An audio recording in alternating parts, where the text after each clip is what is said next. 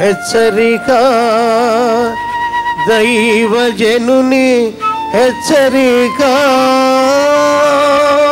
అమ్మా ఎందుకు ఏడుస్తున్నావు? ఎవరిని వెతుకుచున్నావు? ఆ ఏడుపు మత్తులో ఆమె ఏమందో తెలుసా? ఏమనుకుంది యేసు ప్రభువుని? తోటమాలనుకొని నా ప్రభువుని ఎవరో ఎత్తుకుపోయారు, ఎక్కడున్నాడు చెప్తే నేను ఎత్తుకుపోతాను అంటుంది. ఈమె ఏడుపు ప్రభువుని ఎత్తుకుపడ్డారుక. మనల్ని ఎత్తుకునేవాడు ప్రభువా? మనం ఎత్తుకునేవాడు ప్రభువా? మనం చేసుకునేవాడు దేవుడా? మనల్ని చేసినవాడు దేవుడా? మనకి ఇచ్చేవాడు దేవుడా? మనల్ని అడిగేవాడు దేవుడా? ఏంటండి, మనల్ని అడిగేవాడు దేవుడు ఎట్టవుతాడు? మనల్ని ఇచ్చేవాడు దేవుడు. మనం చేసుకునేవాడు దేవుడు ఎట్టవుతాడండి? మనల్ని చేసినవాడు దేవుడు. మన బాధ తీర్చేవాడు దేవుడు. కానీ దేవుడి బాధలు మనం తీర్చమేంటి?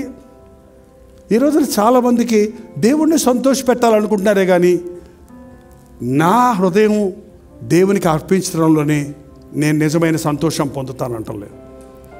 నా యొద్దకు రండి, నేను మీకు విశ్రాంతిని కలుగజేస్తానంటున్నాడు. ఏడవకు, ఎవరిని వెతుకుతున్నావు? అప్పుడు ప్రభు ఒకటే మాట అన్నాడండి. ఎట్లా గుర్తుపట్టింది తెలుసా ఆమె? మరియా అన్నాడు. ఏమన్నాడు? మరియా అనగానే వెంటనే అంతవరకు గుర్తుపట్టలేదు ఆయన్ని. ఆయన పిలుపును గుర్తుపట్టింది. మీ పేరును ఎవరు ఎలా పిలుస్తారో మీకు తెలుసా? మీ అమ్మ పిలిస్తే ఒకలాగా ఉంటుంది, నాన్న పిలిస్తే ఒకలాగా ఉంటాడు, అన్న పిలిస్తే ఒకలాగా ఉంటాడు, ఆఫీసర్ పిలిస్తే రాజరావు అంటాడు. నాగబాబు అంటుంది అమ్మ. రే నాగరా నాగేశ్వరా ఎక్కడున్నారా అంటాడు నాన్న. ఏంటంటే బాగా వినేవాళ్ళకి అంటే అమ్మ పిలిచిందా నాన్న పిలిచిందా తెలిసిపోతారు. ఏంటంటే ఇప్పుడు కాలింగ్ బెల్స్ వచ్చాయి, కానీ ఇంతకుముందు పురుషుడు ఇంటికి వచ్చినప్పుడు తలుపు తట్టేవాడు. వెనకాల నుంచి ఇంట్లో నుంచి ఎవరది అంటది ఆమె. మరి ఎవడ పెడతాడు తలుపు తీస్తేట? అందులో రాత్రులు ఆయన ఏమంటాడు తెలుసా? నీ భర్తనే పలానా పేరు అంటాడా? నేనే అంటాడు ఆయన. నేనుంటే ఎవరు అంటదేటి అంటే దెబ్బలు పడతాయి. రోజు ఏమో ఇన్ని సంవత్సరాలు కాపురం చేస్తావు, నేను ఎవడో తెలీదా? ఏంటండి బైబిల్లో యేసు ప్రభువు నేను దేవుడిని ఎక్కడ చెప్పుకున్నాడు చెప్పండి అని కొంతమంది నాస్తికవాదులు, కొంత మత వైరాగ్యం కలిగిన వాళ్ళు అడుగుతుంటారు.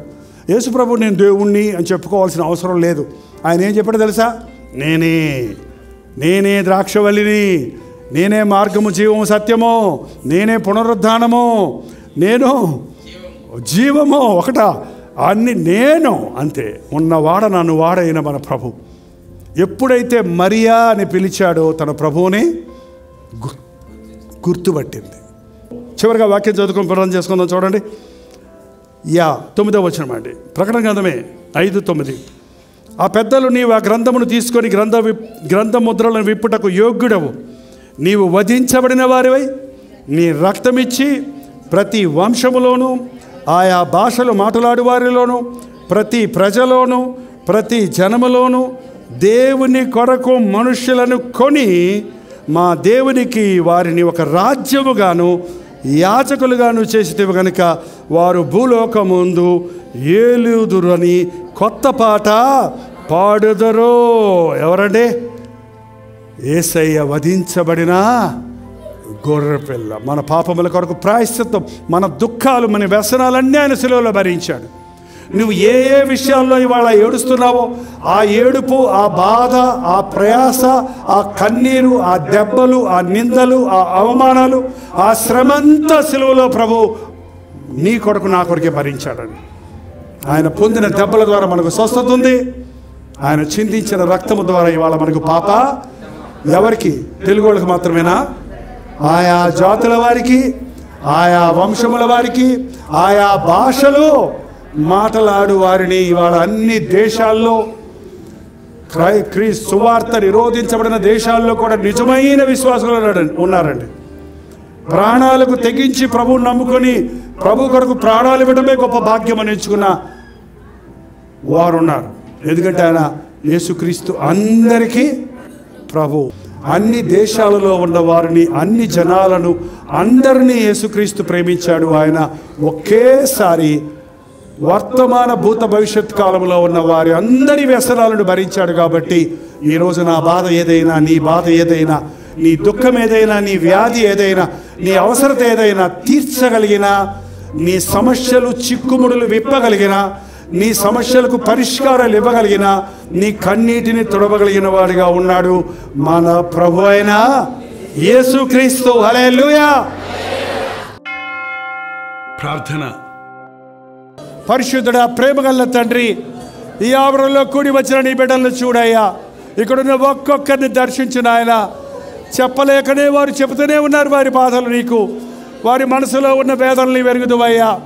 మారు మనస్సులు మాకు దయచేయ్యా. విరిగి నలిగిన హృదయాలు మాకు దయచేయని ఆయన. శుద్ధ హృదయాలు మాకు దయచేయి ప్రభువా. పునరుద్ధారుడైన క్రీస్తుని ఆరాధించే మేము మృతుల లెక్కల్లో కాక సజీవులమై సాక్షులుగా ప్రజలించుటకు సహాయం చేయము తండ్రి. మా చుట్టూన్న చీకటి జనుల మధ్య, వక్ర జనము మధ్య జ్యోతుల వలె మేము ప్రకాశించాలని కోరుకున్నావు కదా. ప్రతి క్రైస్తవుని వారి ఉద్యోగ స్థలాలలో, వారు పనిచేస్తున్న స్థలాలలో నీ దేవుడు గొప్పవాడు, నీ దేవుడు నాకు కావాలని అడుగునట్లుగా మా ప్రవర్తనలో క్రీస్తును ప్రతిబింబింపజేయడానికి సహాయము దయచేయము. ఆ నరకంలోనికి వెళ్లకుండా ప్రతి ఒక్కరుని రాజ్యంలో ఉన్నట్లుగా నీ పరిశుద్ధాత్మను మా మీద కుమ్మరించి పరిశుద్ధపరిచి నీ జీవ గ్రంథములో మా పేర్లు రాయబడినట్లుగా నీ రాజ్య వారసులుగా మేము తీర్చిదిద్దబడుటకు సహాయం చేయము. నా మట్టుకైతే బ్రతుకట క్రీస్తే, సావైతే లాభమన్న పౌలు వలె జీవించినంత కాలం నిజ క్రైస్తవులుగా జీవించటకు, మరణిస్తే పరలోక రాజ్యంలో ప్రభుతో కూడా ఆనందించే భాగ్యం పొందుటకు మా ఒక్కొక్కరికి సహాయం చేయము. ఇంతవరకు తోడున్న దేవా, నీ కృపనిచ్చి నడిపించమని, నిశ్చితమైతే మరల మేము కలవడానికి అవకాశాలు కూడా కలుగు చేయమని యేసు క్రీస్తు నామములో అడుగుచున్నాము తండ్రి. మన తండ్రి అయిన దేవుని యొక్క ప్రేమయు, కుమారుడైన క్రీస్తు యొక్క కృపయు, ఆదరణకర్త అయిన పరిశుద్ధాత్మ యొక్క సహవాసమును కూడి వచ్చిన మనందరికీ ఇప్పుడును సదాకాలము తోడై ఉండను గాక. ఆమేన్, ఆమేన్, ఆమేన్.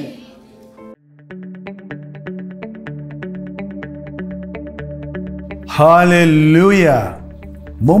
ముంబై పరిసర ప్రాంతాల్లో ఉన్న వారికి శుభవార్త. ప్రభుత్వమైతే ఏప్రిల్ నెల 10, 11 తారీఖుల్లో ముంబై వస్తున్నాం. కల్వరి దర్శనం టీవీ కార్యక్రమాల ద్వారా ఆధ్యాత్మికంగా బలపడుతున్న మిమ్మల్ని, శుభ సందేశ్ హిందీ కార్యక్రమాల ద్వారా ఆశీర్వదించబడుతున్న మిమ్మల్ని ముఖాముఖిగా చూడాలని, మీకోసం వ్యక్తిగతంగా ప్రార్థన చేయాలని, రోజు వాక్యాన్ని సోషల్ మీడియా ద్వారా వింటున్న మిమ్మల్ని అందరినీ ఆధ్యాత్మికంగా మరింత బలపరిచి ప్రభు రాకడ కొరకు సిద్ధపడినట్లుగా చేయాలని ఎంతో ప్రార్థనతో, ప్రయాసతో, ఖర్చుతో చెన్నై నుంచి ముంబై వస్తున్నాం. కాబట్టి ముంబై పరిసర ప్రాంతాల్లో ఉన్న మీరందరూ 10, 11 తారీఖులు గుర్తుపెట్టుకోండి. రోజు సాయంత్రం 5 గంటలకి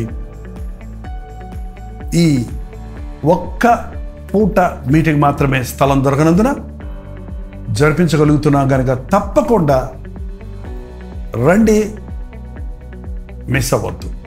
గమనించండి, 10వ తారీఖు నవీ ముంబైలో, 11వ తారీఖు ధారావి ముంబైలో ఈ మీటింగ్లు జరుగుతున్నాయి.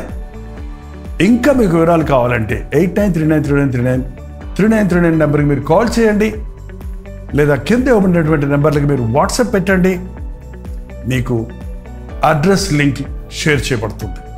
చిరునామా గమనించండి, ఏప్రిల్ 10వ తారీఖు అగ్రికోలి సంస్కృతి భవన్, పామ్ బీచ్, నెరూర్, నవీ ముంబై.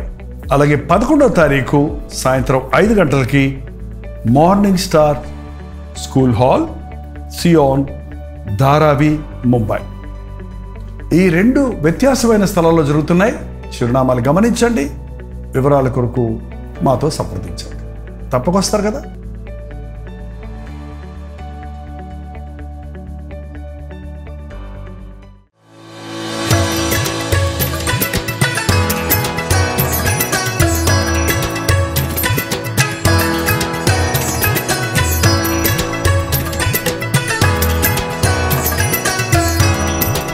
హల్లెలూయా.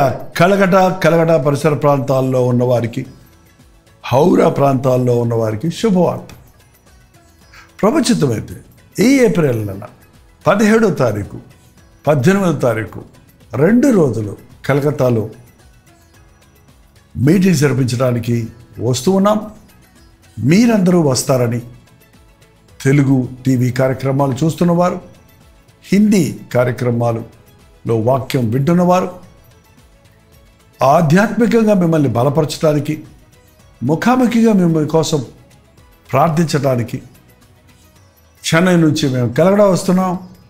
రండి, ఈ 2 మీటింగ్స్లోనూ పాల్గొని దైవాశీర్వాదాలు పొందండి. గమనించండి, ఏప్రిల్ 17వ తారీఖు సాయంత్రం 4 గంటల నుంచి 9:30 వరకు ఒక్క మీటింగ్ మాత్రమే ఉంటుంది. బెరక్పూర్లో ఈ మీటింగ్ ఉంటుంది. చిరునామా గమనించండి, assembly of Christ church, river side road, near cantonment, Barrackpore, Kolkata. ఇంకా ఈ విషయమై మీకు వివరాలు కావాలంటే 8939527527 అనే నెంబర్కి కాల్ చేయండి, లేక వాట్సాప్ పంపించండి. అలాగే ఏప్రిల్ 18వ తారీఖు 1 డే గెట్ టుగెదర్ను మీ కొరకు కలకటాలోని ధర్మశాలలో ఏర్పాటు చేస్తున్నాం. మధ్యాహ్నం 2 గంటల నుంచి 5 గంటల వరకు, అలాగే 6 గంటల నుంచి 9 గంటల వరకు 2 సెషన్స్ ఉంటాయి. తప్పకుండా హాజరవ్వండి. చిరునామా గమనించండి, Bible society of India, Dharamshala, Kolkata. ఇంకా ఈ విషయమై మీకు వివరాలు కావాలంటే 8939527527 అనే నెంబర్కి కాల్ చేయండి, లేక వాట్సాప్ పెట్టండి. అలాగే 8939393939 నెంబర్కి కూడా మీరు వాట్సాప్ ద్వారా తెలియచేయచ్చు. లింక్ మీకు పంపించడానికి మీరు సహకరించిన వారు అవుతారు. రండి, కుటుంబాలతో రండి, ప్రభునందు ఆనందిద్దాం, ప్రభు వాక్యాన్ని నేర్చుకుందాం. అన్నిటికంటే ముఖ్యంగా వాక్యం ద్వారా బలపడుతున్న మిమ్మల్ని ముఖాముఖిగా చూసి మీకోసం వ్యక్తిగతంగా ప్రార్థించడానికే మేము ఇంత దూరం మీ దగ్గరకు వస్తున్నాం. రండి, దేవుని సన్నిధిని అనుభవిద్దాం, ఆధ్యాత్మికంగా బలపడదాం. తప్పకొస్తారు కదా.